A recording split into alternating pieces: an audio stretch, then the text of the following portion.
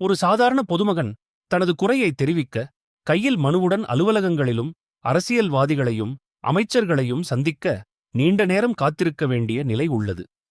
மனு கொடுத்த பிறகு அது யாரிடம் சென்றது, படிக்கப்பட்டதா, நடவடிக்கை எடுக்கப்பட்டதா என்பதே தெரியாமல் பல மாதங்களும் சில நேரங்களில் பல ஆண்டுகளும் கடந்து விடுகின்றன.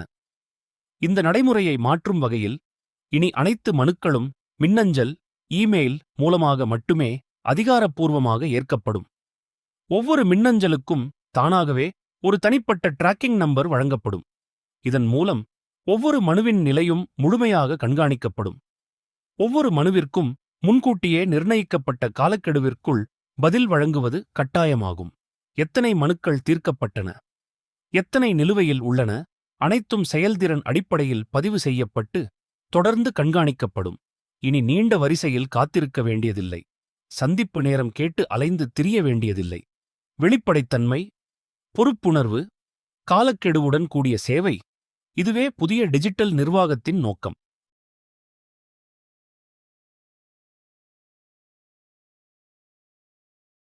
சென்னையில் மக்கள் தினமும் சந்திக்கும் ஒரு பெரிய பிரச்சனை டிராஃபிக்.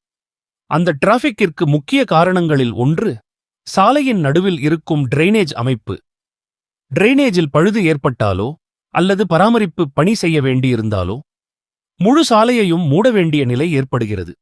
இதனால் நூற்றுக்கணக்கான வாகனங்கள் நீண்ட நேரம் காத்திருக்கின்றன. அலுவலகத்திற்கு செல்லும் மக்கள் தாமதமாகிறார்கள்.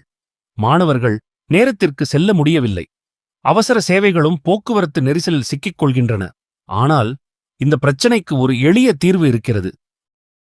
சாலையின் நடுவில் இருக்கும் டிரைனேஜ் அமைப்பை நடைபாதையின் இடது மற்றும் வலது பக்கங்களின் கீழ் மாற்றி அமைத்தால் இந்த பிரச்சினைக்கு ஒரு நிரந்தர தீர்வு கிடைக்கும். டிரைனேஜ் பராமரிப்பு பணிகளை சாலையை மூடாமல் நடைபாதையிலிருந்தே செய்ய முடியும்.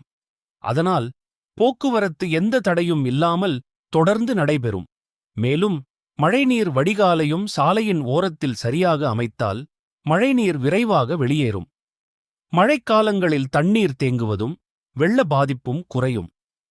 ஒருமுறை இந்த அமைப்பு உருவானால் டிரைனேஜ் பழுதுக்காக சாலையை மீண்டும் மீண்டும் தோண்ட வேண்டிய அவசியம் இருக்காது.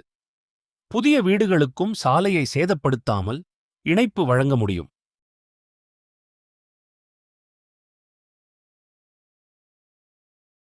சாலை என்பது வாகனங்களுக்கானது.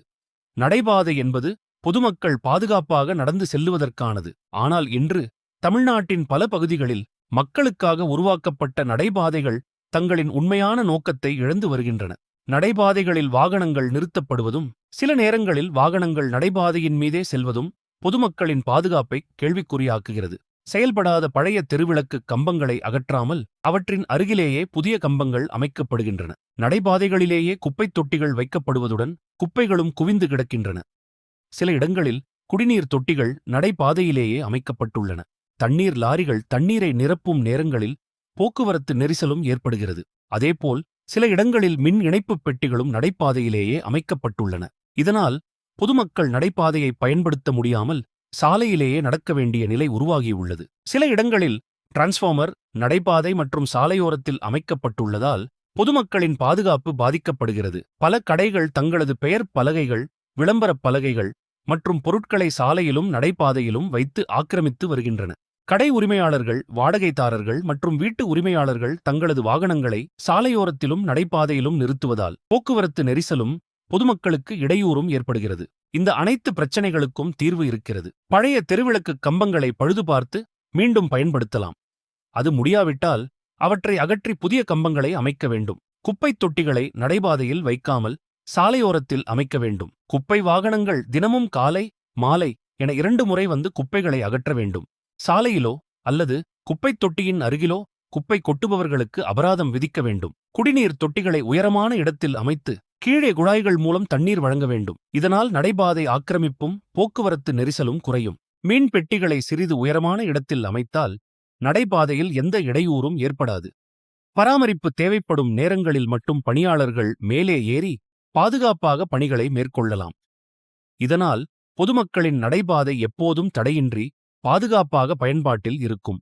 நடைபாதையில் வாகனங்களை நிறுத்துபவர்களுக்கு அபராதம் விதிக்க வேண்டும். மேலும் பாதுகாப்பு தடுப்பு கம்பங்களை அமைத்து வாகனங்கள் நடைபாதைக்குள் நுழைவதை தடுக்க வேண்டும்.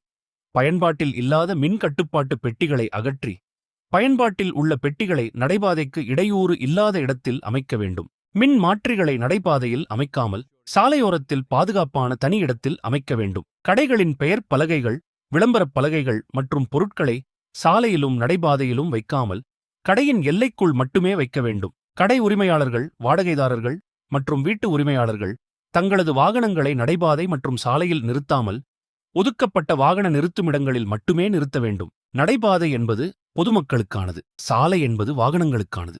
இரண்டும் தங்களுக்கான நோக்கத்திற்கே பயன்படுத்தப்பட்டால்தான் பாதுகாப்பான மற்றும் நெரிசல் இல்லாத தமிழ்நாட்டை உருவாக்க முடியும்.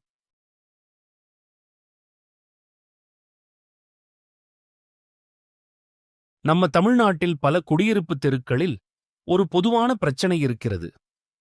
வீடுகளின் கார் ரேம்புகள் நடைபாதையை ஆக்கிரமித்து சாலை வரை நீட்டிக்கப்படுகின்றன. இதனால் பாதசாரிகள், பள்ளி மாணவர்கள், முதியவர்கள், மாற்றுத்திறனாளிகள் அனைவரும் நடைபாதையை பயன்படுத்த முடியாமல் சாலையிலேயே நடக்க வேண்டிய நிலை ஏற்படுகிறது. இது விபத்து அபாயத்தையும் போக்குவரத்து நெரிசலையும் அதிகரிக்கிறது. இதற்கு ஒரு எளிய மற்றும் நிரந்தரமான தீர்வு உள்ளது. ஒவ்வொரு வீட்டின் கார் ரேம்பும் அந்த வீட்டின் காம்பவுண்டிற்குள் மட்டுமே அமைக்கப்பட வேண்டும். நடைபாதை முழுவதும் சமமாகவும் தடையில்லாமலும் தொடர வேண்டும். இதனால் பாதசாரிகள் பாதுகாப்பாக நடைபாதையில் நடக்க முடியும். வாகனங்களும் எந்த தடையும் இல்லாமல் சீராக இயங்கும். போக்குவரத்து நெரிசல் குறைந்து அனைவருக்கும் பாதுகாப்பான மற்றும் வசதியான சாலை அமைப்பு உருவாகும். வீட்டின் உரிமையாளர்களும் இந்த மாற்றத்தின் அவசியத்தை உணர வேண்டும். அனைத்திற்கும் அரசாங்கத்தை மட்டுமே எதிர்பார்க்காமல் நாமும் நமது பொறுப்பை உணர்ந்து செயல்பட வேண்டும். நல்ல சாலை, பாதுகாப்பான நடைபாதை, இதுவே நமது இலக்கு.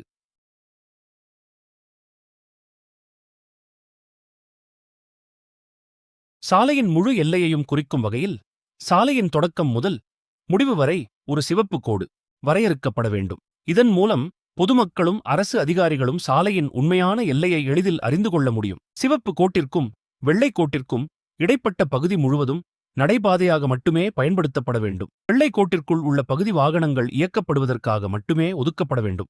இருசக்கர வாகனம், கார், வேன், பேருந்து, லாரி உள்ளிட்ட அனைத்து வாகனங்களுக்கும் 1 மணி நேரம் வரை இலவச நிறுத்தம் வழங்கலாம். அதன் பிறகு கூகுள் மேப்ஸ், சாட்டிலைட் மற்றும் ஃபாஸ்டாக் போன்ற ஸ்மார்ட் பார்க்கிங் சிஸ்டம் மூலம் தானாகவே நிறுத்தக் கட்டணம் வசூலிக்கப்பட வேண்டும். இதன் மூலம் நிரந்தர சாலை ஆக்கிரமிப்பு தவிர்க்கப்பட்டு போக்குவரத்து சீராக நடைபெறும். மேலும் அரசுக்கும் கூடுதல் வருவாய் கிடைக்கும்.